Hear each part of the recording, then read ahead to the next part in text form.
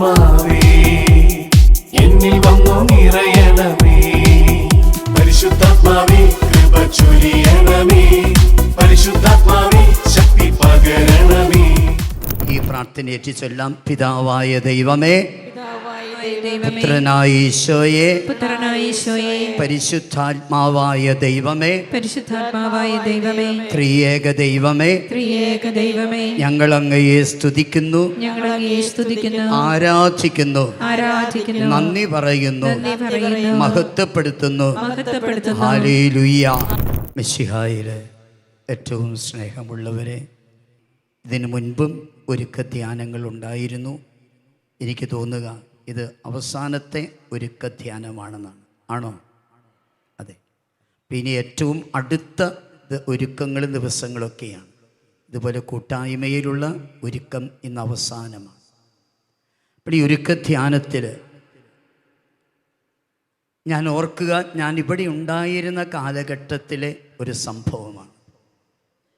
ആ കാലഘട്ടത്തിലൊക്കെ 10,000 10,000-30,000 ആളുകളൊക്കെ, അന്ന് ശനിയാഴ്ചയായിരുന്നു പ്രധാനപ്പെട്ട ദിവസം. ഓർക്കുന്നുണ്ടായിരിക്കും നിങ്ങൾ അല്ലേ? ഓക്കെ. അടുത്ത പറമ്പുകളിലൊക്കെ ആളുകൾ ഇരിക്കുന്ന ഒരു കാലഘട്ടം. അത്രമാത്രം ആളുകൾ. അന്ന് ഉച്ചയ്ക്ക് ലഘുഭക്ഷണ സമയത്ത് ആശ്രമത്തിലെ അച്ഛന്മാരൊക്കെ ഈ വരാന്തയിൽ വന്ന് നിൽക്കും. ഇവിടെ പുറകിലിങ്ങനെ പ്രാർത്ഥിക്കാനായി അച്ഛന്മാർ നിൽക്കും. അത് ചിലപ്പോൾ 3, 3:30, 4 മണി വരെയൊക്കെ നീണ്ടു നിൽക്കും. അച്ഛന്മാരുടെ കൈവെപ്പ് പ്രാർത്ഥന കിട്ടാൻ വേണ്ടി ജനങ്ങനെ തിരക്ക് വരുന്നത് കാണാൻ പറ്റും. ഒരു ദിവസം ഞാനിങ്ങനെ പ്രാർത്ഥിച്ചുകൊണ്ട് നിൽക്കുമ്പോൾ പ്രാർത്ഥിക്കാൻ വന്ന ഒരു സഹോദരിയെ ഞാൻ പ്രത്യേകമായിട്ട് ശ്രദ്ധിച്ചു.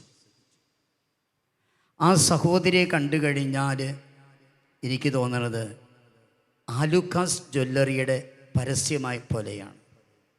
അതുപോലെ കല്യാൺ സിൽക്സിൻ്റെ പരസ്യം പോലെയാണ്. ശരീരത്തിൽ നിറയെ ആഭരണങ്ങൾ, വിലപിടിച്ച വസ്ത്രം, അതുപോലെ തന്നെ കംപ്ലീറ്റ് പെയിൻറ്റിങ്, ഫേഷ്യലൊക്കെ ചെയ്ത്, ഫെയർ ആൻഡ് ലവ്ലി തൂത്ത്, ലിപ്സ്റ്റിക് ഇട്ട്, കവിൾത്തടം ആപ്പിൾ പോലെയാകാൻ വേണ്ടി അവിടെ ഇച്ചിരി റെഡിഷ് കൊടുത്ത് അല്ലേ, അങ്ങനെ ഭയങ്കര ഒരു ഫാഷൻ ലേഡി. തലമുടിക്കിൻ്റെ പുട്ടപ്പ് ചെയ്ത് വയ്ക്കാമെന്ന് പറയും. അങ്ങനെയാണെന്ന് എനിക്ക് തോന്നുന്നത് അല്ലേ? അങ്ങനെയല്ലേ പറയാം, പുട്ടപ്പ് ചെയ്യാമെന്ന്. എന്നെക്കാൾ നന്നായിട്ട് നിങ്ങൾക്കറിയാം. ഭയങ്കര ഫാഷൻ ലേഡി. സാധാരണ ഇങ്ങനെ ആ തിരക്കിൽ ഇങ്ങനെ പ്രാർത്ഥിച്ചു വിടുകയുള്ളൂ. ഇങ്ങനെ ഒരാൾ കണ്ടു കഴിഞ്ഞപ്പോൾ എനിക്ക് തോന്നി, എന്തിനു വേണ്ടി പ്രാർത്ഥിക്കണമെന്ന് ചോദിക്കാൻ. ഞാൻ കൈവച്ച് പ്രാർത്ഥിക്കുന്നതിന് മുൻപ് ചോദിച്ചു, ഞാൻ എന്തിനു വേണ്ടിയാണ് പ്രാർത്ഥിക്കേണ്ടത്? എന്നോട് പറഞ്ഞു, ഓ അങ്ങനെയൊന്നുമില്ല, അച്ഛനൊന്ന് പ്രാർത്ഥിച്ചാൽ മതി. ഞാൻ തലയിൽ കൈവച്ച് പ്രാർത്ഥിച്ച് വിടുകയും ചെയ്തു. വൈകുന്നേരം ശുശ്രൂഷകൻ സ്റ്റേജിൽ ഞാൻ വരാന്തയിലേക്ക് വന്നപ്പോൾ സഹോദരി ഇവിടെ നിൽപ്പുണ്ട്.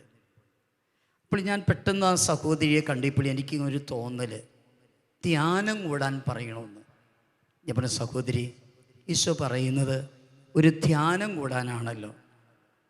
അത് ഇവിടെ ധ്യാനം ഉണ്ടല്ലോ അച്ഛാന്ന് ചോദിച്ചു. ഞാൻ പറഞ്ഞു, ഇവിടെ ധ്യാനമില്ല, അടുത്ത ആഴ്ചയുള്ളൂ. ഇവിടെ ഈ ആഴ്ച നിങ്ങൾ ധ്യാനിക്കാനായിട്ട് നാളെ തുടങ്ങിയുള്ള ധ്യാനം ഡിവൈനിൽ പോവുക. ഈ ഡിവൈനിലേക്ക് ഞാൻ പറഞ്ഞു വിട്ടു. ഓട്ടോറിക്ഷ വിളിച്ച് അവൾ അങ്ങോട്ട് പോയി. അടുത്ത ശനിയാഴ്ച രാവിലെ ഞാൻ എൻ്റെ മുറിയിൽ നിന്ന് സ്റ്റേജിൽ പോകുവാനായിട്ട് ഞാൻ താഴെ വരാന്തയിൽ വന്നപ്പോൾ ഒരു സാധാരണ വസ്ത്രം ധരിച്ച് മുടിയെല്ലാം പിന്നിയിട്ട് വളരെ ശാലീനതയിൽ വന്നിരിക്കുന്ന ഒരു സ്ത്രീയെ കണ്ടു. അപ്പോൾ ഈ സഹോദരി എൻ്റെ അടുക്കലേക്ക് വന്നു. അയച്ചു, എന്തിനാ വന്നത്? ഉടനെ ആ സ്ത്രീ എന്നോട് ചോദിക്കുകയാണ്, അച്ഛൻ എന്നെ ഓർക്കുന്നുണ്ടോ? ഞാൻ പറഞ്ഞു, ഓർക്കുന്നില്ല, ഇവിടെ പലരും ഇങ്ങനെ വന്നു പോകുന്നുണ്ട്, ഇതിനു മുൻപ് വന്നിട്ടുണ്ടാകുമല്ലേ, എൻ്റെ ഇന്ന് പ്രാർത്ഥന വാങ്ങിയിട്ടുണ്ടാകുമല്ലേ. ആ സ്ത്രീ പറഞ്ഞു, ഇവിടെ കണ്ണീരൊഴുകുന്നുണ്ട്, നീ എന്തിനാ കരയുന്നേ? അച്ഛനോട് കള്ളം പറഞ്ഞ വ്യക്തിയാണ് ഞാൻ. നീ എന്ത് കള്ളം പറഞ്ഞത്? കഴിഞ്ഞ വെള്ളിയാഴ്ച അച്ഛൻ്റെ അടുക്കൽ വളരെ ഒത്തിരി ആഭരണങ്ങൾ ധരിച്ച് ഫാഷൻ വസ്ത്രമൊക്കെ ധരിച്ച് മേക്കപ്പൊക്കെ ചെയ്ത് വന്ന ഒരു സ്ത്രീ ഓർക്കുന്നുണ്ട്? ഉവ്വ, അത് ഞാനാ. അച്ഛൻ എന്നോട് ചോദിച്ചില്ലേ എന്തിനു വേണ്ടിയാണ് പ്രാർത്ഥിക്കണ്ടേ? അത് ആത്മാവ് അച്ഛനെ നയിച്ചിട്ട് അച്ഛൻ ചോദിച്ചതാണ്. ആത്മാവിൽ പ്രേരിതനായി അപ്പോൾ ഞാൻ പറഞ്ഞു, അങ്ങനെയൊന്നുമില്ല, അച്ഛൻ തലയ്ക്ക് വെച്ച് പ്രാർത്ഥിച്ചാൽ മതി. അവൾ പറഞ്ഞു, എനിക്ക് ലക്ഷ്യമുണ്ടായിരുന്നു. ഞാൻ ചോദിച്ചു, എന്ത് ലക്ഷ്യമാണ് ഉണ്ടായിരുന്നത്? ആ സ്ത്രീ പറയുക, എന്തിനു വേണ്ടിയാ പ്രാർത്ഥിക്കേണ്ടതെന്ന് അച്ഛൻ ചോദിച്ചപ്പോൾ അച്ഛനോട് പറയാൻ ബുദ്ധിമുട്ടുള്ള ഒരു ലക്ഷ്യമായിരുന്നു, നിയോഗമാണ് എനിക്കുണ്ടായിരുന്നത്. എന്തു പറ്റി?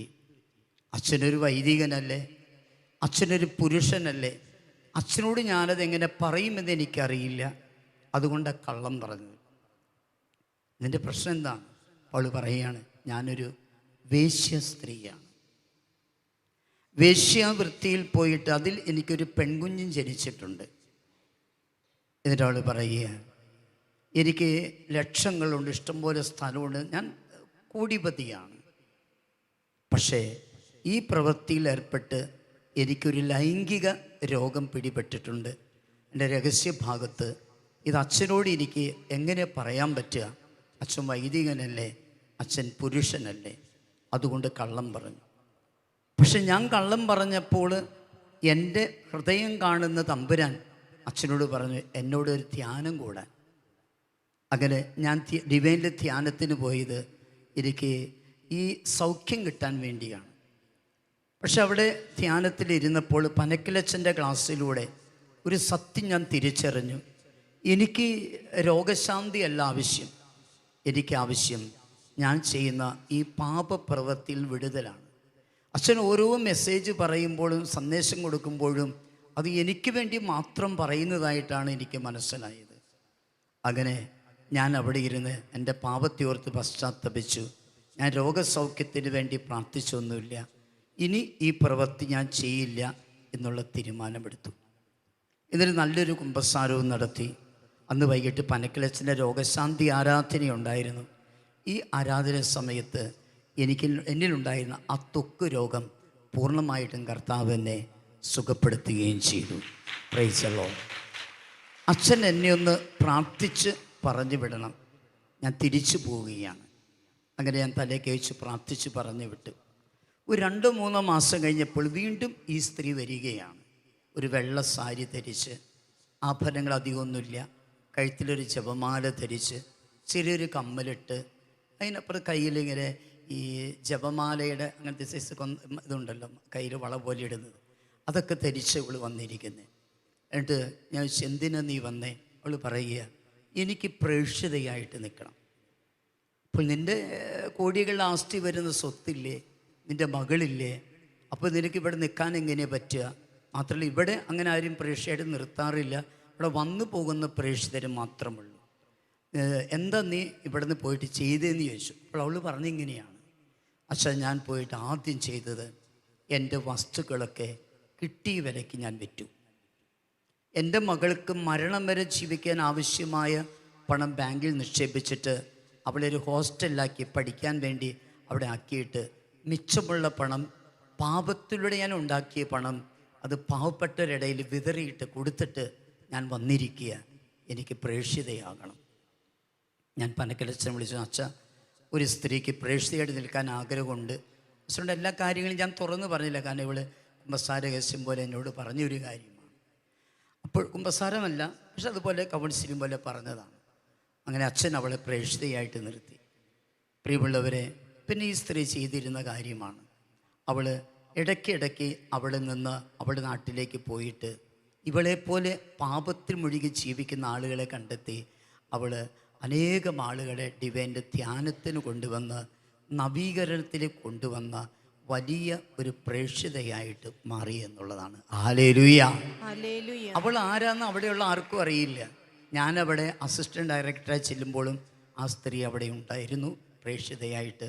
എനിക്കറിയാം, വേറെ ആർക്കും അറിയില്ല. പക്ഷേ ആ സ്ത്രീ ഇപ്പോഴില്ല, മരിച്ചെന്ന് എനിക്ക് തോന്നുന്നത്.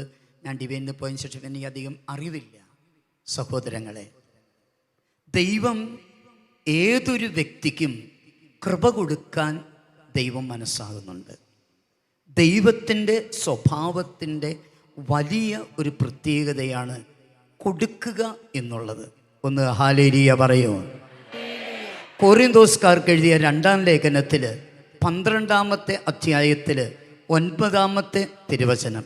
കൊറിന്തോസ്കാർക്ക് എഴുതിയ 2-ാം ലേഖനത്തിൽ 12-ാമത്തെ അധ്യായത്തിൽ 9-ാമത്തെ തിരുവചനം, നിനക്ക് എൻ്റെ കൃപ മതി, നിനക്കെൻ്റെ കൃപ മതി, my grace is sufficient for you എന്നാണ് പറയുന്നത്. നിനക്കെൻ്റെ കൃപ മാത്രം മതി. Hallelujah, hallelujah. നിനക്ക് ആവശ്യമുള്ളതെല്ലാം എൻ്റെ കൃപയിലൂടെ നിനക്ക് തരാൻ എനിക്ക് സാധിക്കും. നിനക്ക് കൃപ മാത്രം മതി എന്നുള്ളതാണ്. അപ്പോൾ ഇവിടെ ഇരിക്കുന്ന ഓരോ വ്യക്തിയെക്കുറിച്ചും എനിക്ക് പറയാനുള്ളത്, ദൈവം നിങ്ങൾക്ക് വലിയ കൃപകൾ ഒത്തിരി തന്നിട്ടുണ്ട്, അതിൽ യാതൊരു സംശയമില്ല. ആ പാപത്തിൻ്റെ ബന്ധനത്തിൽ കിടന്ന ആ സ്ത്രീയെ ദൈവം ഒരു ശുശ്രൂഷയാക്കി മാറ്റി. ദൈവം കൊടുത്ത വലിയൊരു കൃപയാണത് അവൾക്ക്, ശുശ്രൂഷ ചെയ്യുക എന്നുള്ളത്. എത്ര വ്യക്തികളെ അവൾ രക്ഷിച്ചെടുത്തെന്നറിയോ? Hallelujah, hallelujah. ദൈവം നമുക്ക് നൽകിയ കൃപ ഉപയോഗിച്ച് വളരുവാൻ നമുക്ക് സാധിക്കും. നിങ്ങൾക്ക് എല്ലാവർക്കും കൃപ കിട്ടിയെന്ന് തിരിച്ചറിയുക. ഈ പ്രേക്ഷിത ദൗത്യം തന്നെ വലിയൊരു കൃപയാണ്. ദൈവം നിങ്ങളുടെ യോഗ്യതകളിലേക്ക് നോക്കി തന്നതല്ല, അത് നിങ്ങൾ തിരിച്ചറിയണം. എങ്കിൽ ദൈവം തന്ന കൃപ ഉപയോഗിച്ച് വളരുവാൻ നിങ്ങൾക്ക് സാധിക്കണം.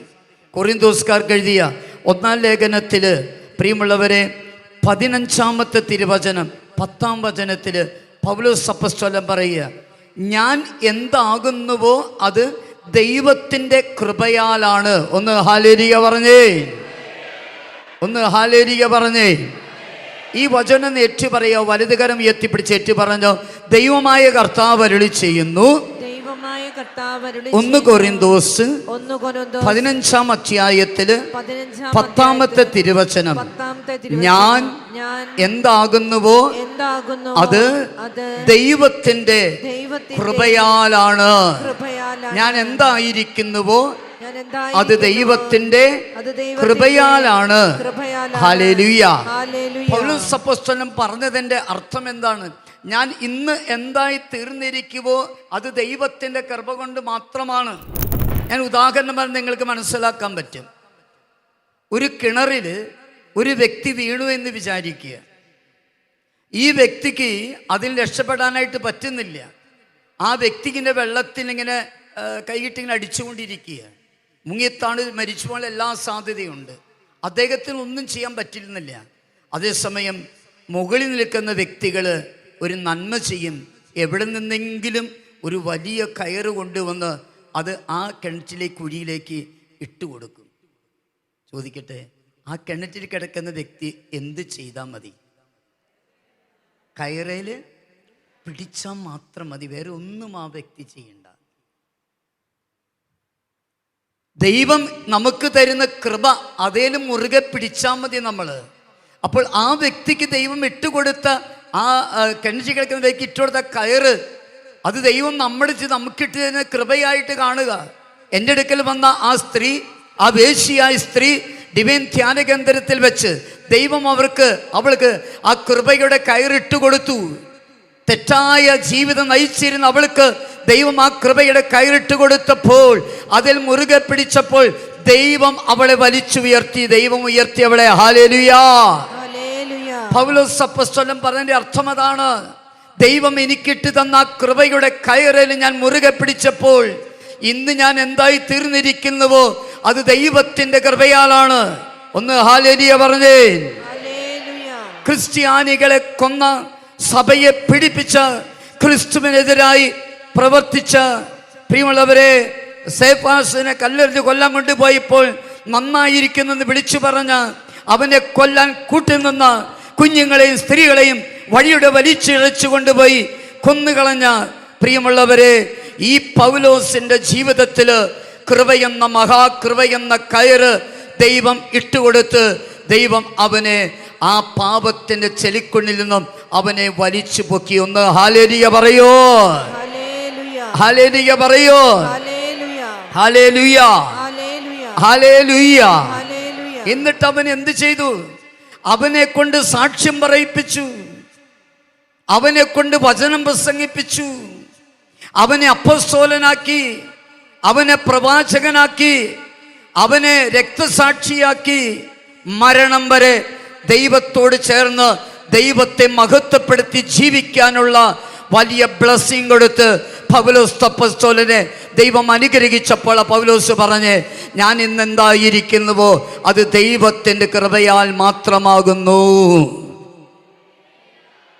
വിളിക്കുന്ന ഓരോ വ്യക്തിയും, ഓരോ പ്രേക്ഷിതനും പ്രേക്ഷിതയും തിരിച്ചറിയേണ്ട ഒരു സത്യമാണ്. ഒരു വർഷം 36 വർഷം മുൻപായിരിക്കാം, അല്ലെങ്കിൽ കഴിഞ്ഞ വർഷം, എന്നുമാകട്ടെ, ദിവസങ്ങളോ മാസങ്ങളോ വർഷങ്ങളല്ല. പാപത്തിന്റെ ചെളിക്കുള്ളിൽ കിടന്ന എൻ്റെ മുൻപിൽ തമ്പുരാൻ കർത്താവ് എനിക്ക് കൃപയുടെ കയറിട്ട് തന്നപ്പോൾ, അതൊരു ധ്യാനത്തിലൂടെ ആയിരിക്കാം, ഒരു പ്രസംഗത്തിലൂടെ ആയിരിക്കാം, ഒരു വചനത്തിലൂടെ ആയിരിക്കാം, അല്ലെങ്കിൽ ഒരു നല്ല പുസ്തക വായനയിലൂടെ ആയിരിക്കാം, അല്ലെങ്കിൽ ഒരു ഗാന ശുശ്രൂഷയുടെ ആയിരിക്കാം. ദൈവം കൃപയുടെ കയറ് ദൈവം നിങ്ങൾക്ക് ഇട്ട് തന്നിട്ടുണ്ട്.